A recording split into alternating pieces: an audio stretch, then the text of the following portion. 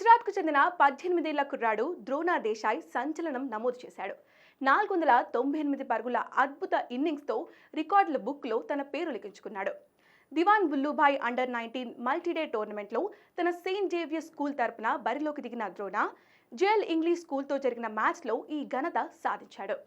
ఈ టోర్నమెంట్ను central board of cricket Ahmedabad నిర్వహిస్తోంది. ఈ బోర్డు గుజరాత్ క్రికెట్ అసోసియేషన్ కింద పనిచేస్తుంది. అయితే 500 పరుగుల మార్కును త్రుటిలో కోల్పోయిన ద్రోణ తన పేరిట అరుదైన రికార్డు నెలకొల్పాడు. భారత్లో అత్యధిక పరుగులు సాధించిన ఆటగాళ్ల జాబితాలో 6వ స్థానాన్ని దక్కించుకున్నాడు. ఓ ఇన్నింగ్స్లో అత్యధిక పరుగులు సాధించిన ఆటగాళ్ల జాబితాలో ప్రణవ్ ధన్వాడే, పృథ్వీ షా, డాహవేవాలా, చమన్ లాల్, ఆర్మన్ జాఫర్ టాప్ 5లో ఉన్నారు.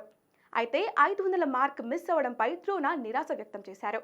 మైదానంలో స్కోర్ బోర్డు లేకపోవడంతో మైలురాయికి చివర్లో ఉన్నట్లు తెలియలేదని తెలిపాడు. మైదానంలో స్కోర్ బోర్డు లేదు. మా జట్టు కూడా నేను 498 పరుగుల వద్ద ఉన్నానని చెప్పలేదు. స్ట్రోక్స్కు యత్నించి అవుట్ అయ్యాను.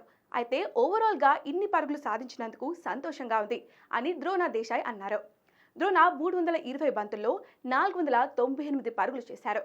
7 సిక్సర్లు, 86 ఫోర్లు బాదాడు. కాగా ఈ మ్యాచ్లో సెయింట్ జేవియర్స్ ఇన్నింగ్స్ 712 పరుగుల భారీ తేడాతో ఘన విజయం సాధించింది.